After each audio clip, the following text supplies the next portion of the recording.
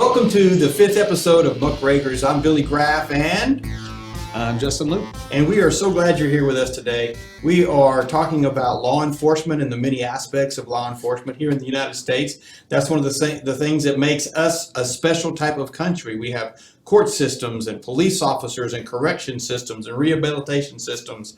And we're excited just because today we're going to talk about the value and the different types of law enforcement that we have that makes America really a very special place. Right. So in the United States of America, we have a law and order system, right? So when we put out laws, that helps us stay organized and provides for a standard for us to abide by so that it provides for order.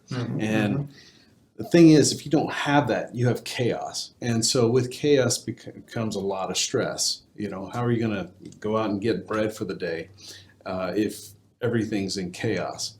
You may not come back, and the rest of your family starves because you couldn't go back with just a slice of bread. Right. So with law, that is a binding contract between all the civilians saying, okay, these are the laws that I'm going to follow, right? These are the laws I'm going to follow. And if I break those laws, then, law enforcement, which is what we're going to talk about today, is going to come down and say, okay, hey, you did not fulfill your contract as a civilian of the United States of America. Right. So without laws, what do we have in our society? Right. We have chaos. Right. So laws are one of the things that actually keep us strong. Right. And keep us civilized. Civilized. Good word. I like civilized. Mm-hmm. And how many different types of law enforcement agencies do we even have in this country? We have the federal, the state, your local stuff. Mm-hmm. But I was doing some research this week trying to get ready for our bantering session today. And here's what I found. See if I missed anything. We have the CIA, the NSA. We have the Marshal Service, Customs, ATF, INS, DEA, FBI. Mm-hmm. We have ICE, which is our immigration. Mm-hmm. And that's just the federal. Right. I think I got most of them. Then we have... That's all the one we know about. Those are the ones we know about. Exactly. Then we have, for the state, you have the Texas Marshals, Department of Public Safety. Right. You have the state police. You have the Sheriff's Department. You have the Constable's Department. Then you also have your municipal, each city has their own police services. Right. My goodness, there are a lot of men and women out there from all aspects of law enforcement. Right. And they are out there to protect us. Mm-hmm. And that doesn't count the correction facility officers. That's correct. Right. And the rehabilitation officers. Right. There are a lot of people. Probation officers. Oh, yeah. There's 9 yards. There's a lot that goes into our law enforcement stuff. You were going to tell us a little bit about the difference between the justice system, the courts, the man in the field. Yeah. Well, I think mainly we want to talk about what the purpose of law enforcement is. So, interesting thing about law enforcement, I mean, we just talked about it. Law enforcement is there to make sure that we follow the rules that society has put forth. And those laws are generally created by lawmakers, which are your politicians that you elect. So if you don't like a law, don't get mad at the police officer, get mad at the politician. Right, that's true. That's what it boils down to. But ultimately, say you have an infraction, something happens, you're speeding, and the officer pulls you over. He's got evidence that you have been speeding. Right. He's got a speed gun. He's clocked you. He said, okay, you're doing 38 and 30 oh, by the way, it was a school zone, so it was actually 20. So, right.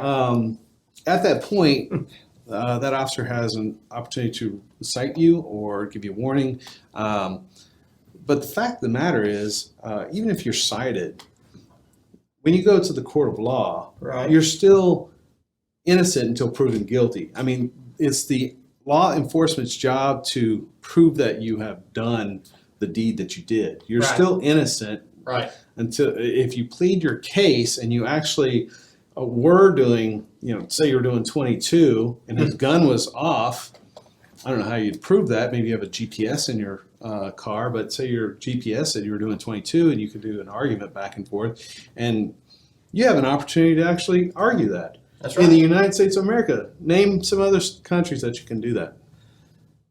I don't know. Not many. Not very many. I know there are places in Europe where you can. Yeah. And there are different types of judicial systems across the world. Right. But as far as the freest version that I know of, it's right here. Right. You are accused of something, then you can actually stand before the magistrate, Exactly. the courts, and you have the opportunity with a lawyer, even or without a lawyer.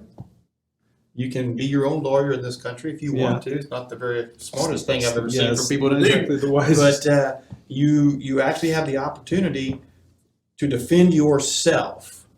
Well, I think the important part of that too is the fact that if you are unable to get a lawyer or you are unable to pay for a lawyer, the state will provide a lawyer for you. Right, absolutely. So that you can present your innocence in front of a court of law. I mean, that's what it boils down to. That's the lady. Right. That's Lady Justice right there. Why does Lady Justice have her eyes folded, bound up? Because she doesn't see, she hears, and when she hears, she can balance the justice given the evidence. That's very true. Of course, in our culture right now, there's all kind of things going on out there. Right. And we'll get into some of those in a little bit more detail as we go. But without laws, America cannot sustain itself. Exactly. America won't be America without laws. That's what this is all about. No, there's no civilization of people without rules. Exactly. Because they had rules thousands of years ago. Yeah. Even in biblical times, they had laws and rules. So on that note, let's define what civility is. If you were to define civility, what do you think that would, just one or two words, what do you think civility might mean? Giving the other person the respect and honor of being a human. Yeah. Being reasonable. Right? Absolutely. Being reasonable. Yeah. And that's kind of what this is about. We're trying to be reasonable. We're trying to be a reasonable civilization so that all of us can succeed. Yeah. But we all know that in our current climate that there's a lot of things going on in the judicial system that don't appear to just always follow the law. Right. And I'm not talking about I'm not talking about policemen, but there are always those rogues in every industry. Right. Yeah, and that's there's true. good and bad, and so, but you have judges that are making rules from the bench. Mm-hmm. They're not just interpreting, which is their job, managing a trial or overseeing the process to ensure that the process is fair and proper. But we see periodically judges that are just essentially overriding the legislative statutes for personal reasons or mainly for political reasons. Yeah. Even. Yeah.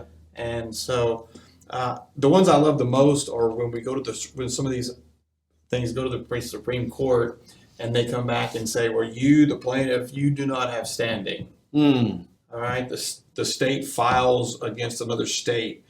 And when it gets to the Supreme Court, if they don't want to look at the case, they don't want to hear it. So they use this term, you don't have standing. Right. I'm hearing that term more now than I've ever heard it in my lifetime. Yeah. Out of the Interesting. I haven't really. The only thing I've ever heard of that was when Texas filed a lawsuit against other states saying, hey, there's some voter issues going on. That's when I heard it because it was I just heard it again today. Oh, yeah? On another case that went up to the Supreme Court. What'd you hear? I don't remember exactly what the case was about. Oh, okay. But again, you don't have standing. Yeah, no, the fact of the matter is, the state doesn't have standing. the state doesn't have standing, which it's kind of a cop out in certain instances. I mean, it's a political cop out because when it comes to listen to the case, say yay or nay. At least listen to it. At least get an idea of what the case looks like. Yeah, yeah. So, Anyways, looks like it's time for a break. All right. So we'll be back. Okay, we're back, and thank y'all so much for hanging in there with us. We're going to move into another section. There's a lot of assumptions when it comes to police officers. Let's just focus on, more the local guys that we're used to being around, because that's who the average people are going to see. Mm-hmm. If you're seeing the FBI and the CIA, you're not having a good day. But there are a lot of assumptions out there about police officers' attitudes in general. I mean, now I have police officers in my family, multiple police officers in my family, and from multiple generations. And it's always interesting, some of the stories that they tell me, how people think they are. For instance, they think that uniform makes everyone all of a sudden have this God complex. You put it on, now you're all of a sudden. Now you have all this authority, you have a gun. Right. And you hear people out there in our society talking about how police are this and police are that. No, they wear a uniform to be identified. Right. And they wear a firearm to be protected. Exactly. Because they're the ones who are out there fighting against the guys with guns who want to take your stuff. And a lot of times those people have bigger guns too. They usually do. Yeah. They usually do. Outgunned. Yeah. So. And you hear people say that all cops are racist. No, they're not. No.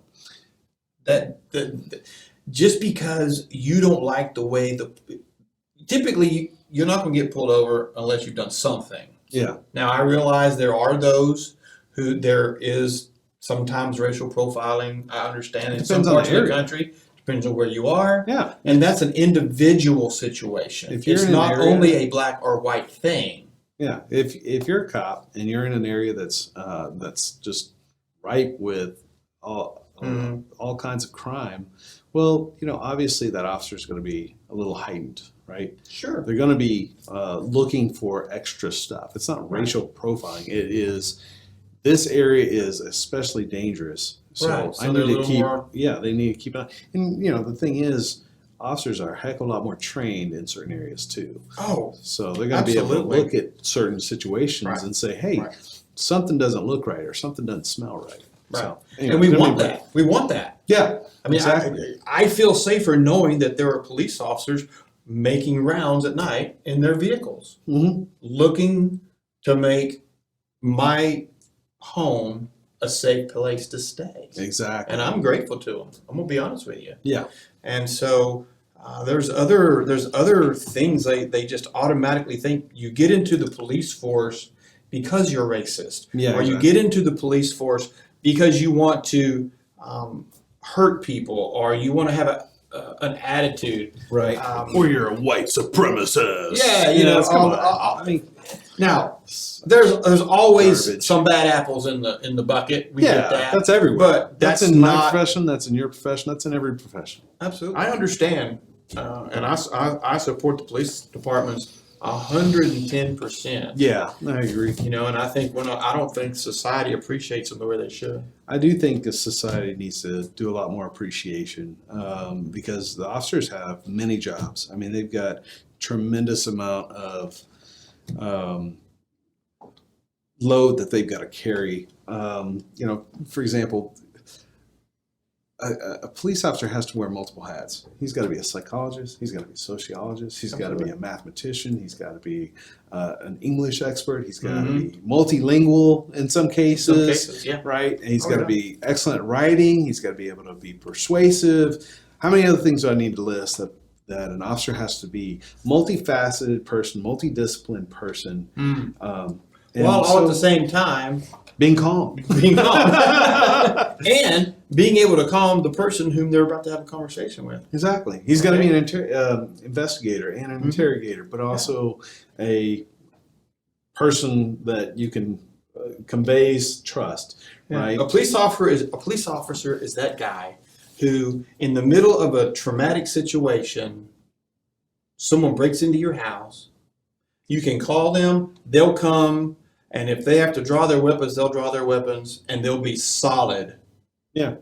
But then, at the same time, they're the same people who might see a little child over here after a wreck. and their parents might be in that wreck, Mm-hmm. and that little child's over there, and they're the first ones to go and comfort Yeah. that child. Well, and the other So- thing, on the flip side of that, an officer, if he's caught you doing something wrong, if you say, he's obviously going to give you your Miranda rights, and you exercise that Miranda right, that cop's done with you. He's not going to do anything else to extract any information from you. Your Miranda rights are your Miranda rights. Thank you, United States of America. So the thing is the police is going to treat you with the respect you give them. You spit in their face, they're going to put a spit, I forget what they call, like a spit helmet on or something. But Whether the police departments around this country have some of the most professional people I've ever met. right, And the way the culture is treating them right now, the way we're seeing people, it's an irritation to me it as a bothers citizen of the United States. me. Yeah, it America. drives me insane. No, It drives me insane. I mean, absolutely. the thing about a police officer is that they're trying to get to the story as quickly as possible. So although they may seem like they are very terse at certain points, you gotta understand they're trying to get to the right story. So we need to have understanding for their job and what they've done and what they're going through. I mean, if we see an officer going 33 and a 30, I don't think you need to call the guy's supervisor and say, this guy was speeding, because honestly, is it that big of a deal? It's more important that this police officer gets home at night so he can wake up the next day so he can continue doing That's the right. job of protecting us. That's right. Well, our law enforcement, they're just like we are. Yeah. They're people doing a job. Yep. They have families. We hang out with people like that. Hey, I think it's great. Yeah. They're part of the community. They just have a job that they need to do, and I have a job that I need to do. And the only people that really don't like the police are those who are doing things against the police. Yeah, exactly. The criminals. The criminals. Yeah. The criminals don't like the police. And some politicians who have ran their cities to the ground because they can't fund the police anymore. So they're like, how do I get rid of the police? Well, That's an it's assumption. political posturing. Yeah, exactly. We all know common sense. Yeah. You don't have to be a Republican or a Democrat to know Or anything in between. that without the police, your family isn't near as safe That's correct. as it was with the police. Yeah. Without the police, you can't call 911 if you're in a dangerous situation, Yeah, exactly. because that's who's going to answer that phone. So that leads us to the next section here, and we'll get back to it after this break. So see you in a minute. All right, welcome back. I'm going to briefly go into police reform and want to talk to Billy about what he would do in the instance where there is no police to call. No police to call. What if there's no police to call? What if you're in a situation, very dangerous situation, you have a gunman and that just shows up. Okay. Say, I tell you what, you're in a restaurant and you're just eating your food with your family, and a gunman shows up and says, you know what, everybody give me your money. And you have a cell phone, you call 911, but nobody's answering because guess what? They've been defunded. Oh my. So that's concerning, right? It could So be. what do you do? Well, the good news is Second Amendment of the Constitution. Yeah? And we're going to talk about that more next we'll get next there segment. next week. But as a free, liberty-minded, constitutional participant in this country, I can support myself financially, and I can also support myself by protecting myself. Right. And I will protect my family. Yeah. Now, there are some challenging laws in those cases that they're there to protect people who really want to take advantage of that. Yes. But we provide our own protection. We provide our own protection when we have to. Yeah. But if we don't have a 911, or if we don't have the police, well, the criminals outnumber the police probably 50 to 1. Oh, yeah. In most communities, and so we must support them. Right. in fact, I think, we have all this stuff going on with all the protesters in these leftist counties and cities wanting to defund the police. Right. That's the most asinine thing I've ever heard. Yeah. And let's get into that here in a minute. What we really need is more. We need more police because the criminality and goodness is not the real crux of our problem in this country, Right. in my opinion. We have a heart problem in our country. Oh, yeah. We have an attitude about self in our country. Yes. And we have a I deserve more than I've earned attitude in our country. Mm-hmm. And that's really what's causing so much of our challenge, I think. Yeah. Well, and going back to the idea of defunding the police, we've got several test beds where that has actually happened. Yeah. You can look at New York City. You can Mhm. look at Oregon. Where else can we see? Well, Austin, Texas, our home home right right here. Not far from Minnesota. here. You take a look at any of those test beds, you'll find out that as soon as they start defunding police, the crime in all categories skyrocketed. Well, you remember Ballistic. You remember Portland, Oregon? Yeah. The Chaz or the Chop Oh, and yeah. all of that craziness. Do you remember the very first thing when they took over those few? And the government let them. Yeah, the local yeah. government let It's them. a government. It's a Okay. summer of love. Summer of love. Yeah. But when that group of people came in and took over the downtown area, do you remember the very first thing they did? They put up barriers, little walls. Yeah, they put up little barriers, and they then armed themselves. they had armed guards. guards. Mhm. They had a border. Point made, They man. had a border. Point made. Even they believed in law enforcement. Yeah. Even though they didn't want law enforcement. Yeah. They wanted to kick law enforcement out. Yeah. And yet, the Law first thing enforcement they by did, gangs. they set their own law enforcement up by gang. That's right. So, it's single-mindedness. Yeah. Our Yeah. culture Point- is yeah, in you're the middle. absolutely- Yeah, we're just in the middle of what I call word wars. Yeah. Point made. I mean, it's like hey, Okay, thanks show's for, over. Yeah, thanks for proving a point. Appreciate you. Thanks Now for you being can go. here. Bye. Yeah. But no, it's exactly right. So it's just I don't know, even the anniversary of George Floyd's death. Yeah. They've got a news guy out there, Yeah. and all of a sudden Yeah. shots ring up, and he's going, I think there's shots going. I mean, Oh, yeah. he's acting. Well, here's what's really amazing: the states that have, every time something happens, we want to talk gun control. Gun control, gun control, gun control. Oh yeah, All gun control does is keep the good people from being able to protect from having themselves. guns to protect themselves. Exactly. Because I'm going to tell you what, the bad people don't care about gun control. They don't care about the rules. You know why? They're criminals. Yeah. And so they're already breaking the laws on a regular basis. So Exactly. you can make all the gun control rules you want and all the laws you want to do.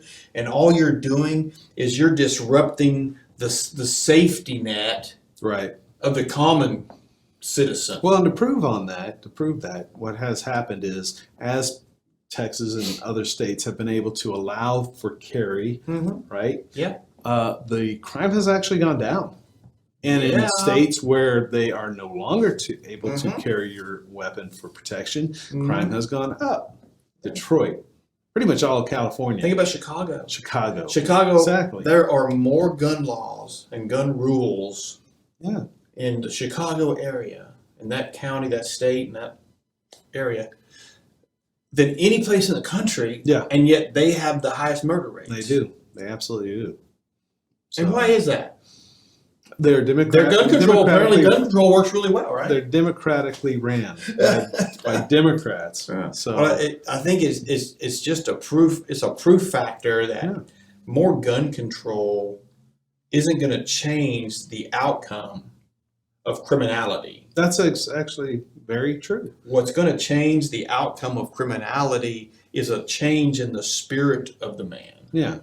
Well, and the silliness about this is if you take a look at all the really heinous crimes Mhm. that have really happened, and the guns that they're after don't even really commit hardly that any of the crimes that were made, right? No. They want to ban these AR-15s, but most of most of the actions that go out there are usually like a handgun.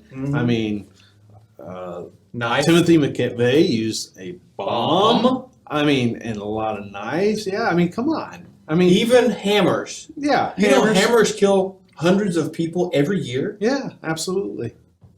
Luckily, Hammers. but I have a license to carry Yeah. a hammer. I got it from Home Depot. You know, actually, here's something interesting for you. So overseas, Yeah. you actually have to have a license to carry construction knives. Do you right? really? Yeah, you actually have to have Oh, darn. you have to have a license to carry, and you better have documentation that you can carry Well, that I'll thing. be- I'll have to send that to you so you Yeah, can post it. I had no idea. Yeah. Yeah. Send it over. So I read that. That was really interesting. But I mean, we're here in what I thought would be a common sense kind of situation, but it's not so common anymore. And I think us bringing up the idea of what is law enforcement and what is the justice system for us. Right. If we bring this up, then maybe we can spread light to folks saying, look, it's not a bad thing. It's not perfect, but understand it and understand that these, it's not cool to go against the cops. It's just not. No, so no. anyways. One of the first things I was taught as a young driver, and my dad, now I'm a white guy. I was born a white guy. God chose my color. God chose my gender. I'm just a white man. Yeah. And Who bleeds red. exactly. And my father taught me when I started to drive my car, he said, now, son, let me tell you something. You're going to do something stupid because you're a new driver. And when you do, you're going to see and hear the sound and the lights of the red and blue. And when you do, you pull over, you put your hands on the wheel, and you politely follow the instructions of the officer that comes to your window. Right. Now, whether you're doing the right thing or you were doing the wrong thing,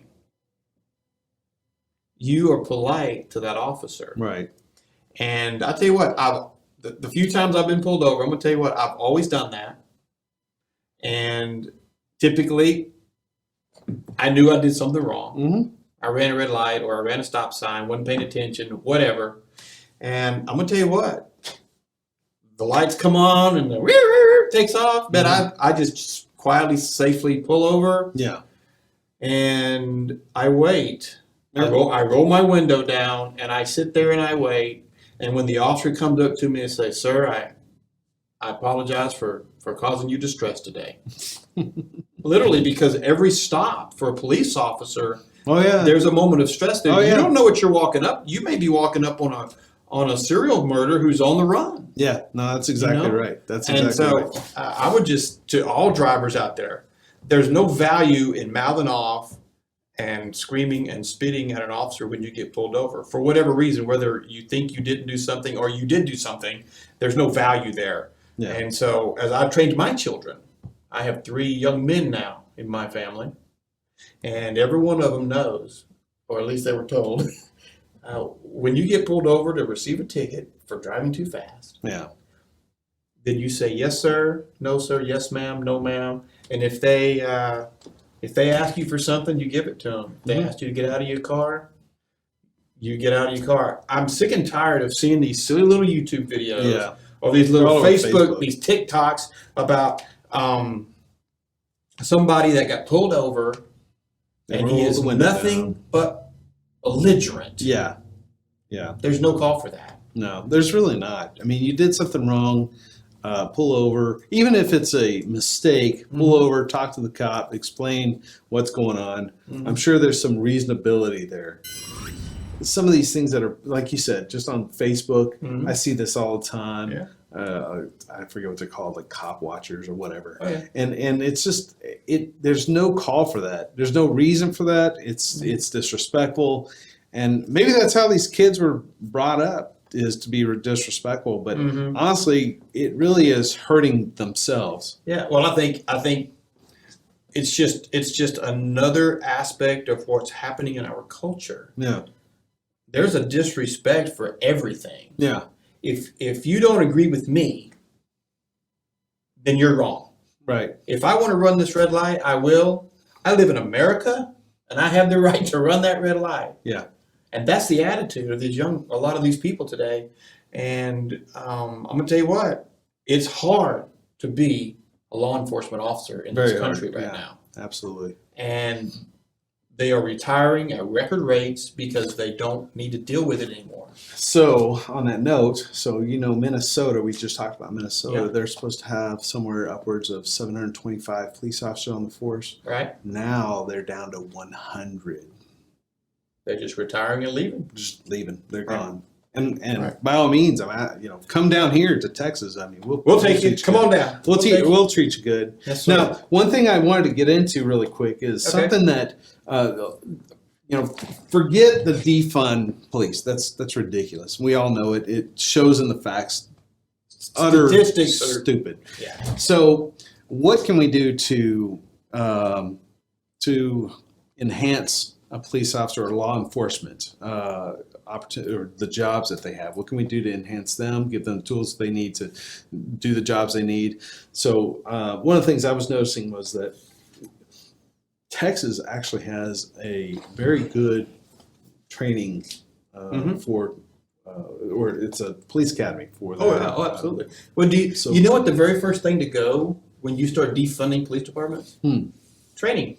Oh yeah, training. That's the easiest way to, and really we need to multiply the amount of funding we give to police officers for training. Exactly. And a lot of these other issues, like you were talking about earlier, now they do. They have to be a psychologist, Exactly.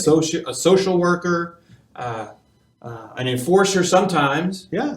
They have to be a medic. I mean, these are all things that I think, personally, and I'm not a police officer. I don't know a whole lot of police officers. I had two friends that were police officers, but my thought would be that we should give police officers at least 2 days a month to go into certain training and teach them really valuable stuff. Really, think about a psychology class in college. How many hours is that? Why can't we put those hours to a police officer? Sure. Psychology, sociology, these very fundamental things, we should be able to provide them. I mean, I understand they go through interrogation techniques and physical techniques, learn how to shoot a gun, all these different things, but there's more to it than a police can handle, and or a police should have to handle, and they do have to handle it. So we need to give them the tools to do those things. Right. I agree. I definitely believe that some of the most important people in the world for us are those who protect us. Yeah. The military. Yep. And the local law enforcement. Right. And local for sure. And the very idea that there are people out there who disrespect that. Yeah, even within the institutions. It's very disappointing. Even within the institutions. Yeah, exactly. FBI is supposed to be there to protect us from a national level, and you have folks inside the FBI that are disrespecting that very thing. It's very important. So, I think if we gave law enforcement the respect they deserve, maybe that would turn their mind. Yeah, and we're not having this. We're not even going deep on this stuff. No, we're just talking. We're just talking at the simple level of how and why our law enforcement officers matter and why they're so important. Exactly. They're so important to our society because our society functions better when it's not in chaos. Yeah, exactly. If you know that you can go from point A to point B very safely and easily, I mean, life is easier. Right. You can worry about the other things in life. Oh, absolutely. Yeah. Well, there's too much politicizing, and there's too much negative, ugly attempts at destroying every good thing we have right now. Yeah. And I definitely want every law enforcement officer that I know and want to know that I believe and respect them, because I think that our society really is a much better place with them, not without them. Exactly. This is Billy Graff. This is Justin Loop. Each week we come to you saying thank you for watching, and we want to provide some type of really creative dialogue on issues that you're already dealing with or you have dealt with in your life, and we're here to talk about it. We want to just kind of throw it out there and see what happens. Yeah. And try to give some positive insight and what we believe are some good actions and attitudes that we can have to just extremely enhance the lives of our friends, ourselves, and our families. And so we'll see you next week. Don't miss out. We're going to be talking about constitutional carry and some other constitutional type things on the show.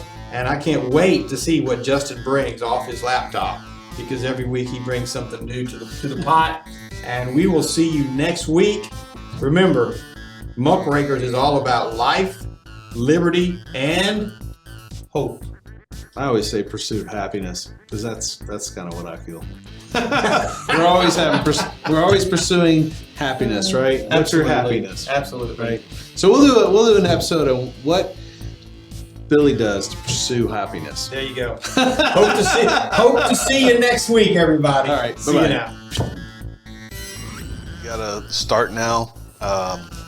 If you don't know where to go, this is the first place you can go to. The views and opinions expressed in this broadcast are those of the hosts and guests and do not necessarily reflect the position of the management and ownership of mcplive.tv.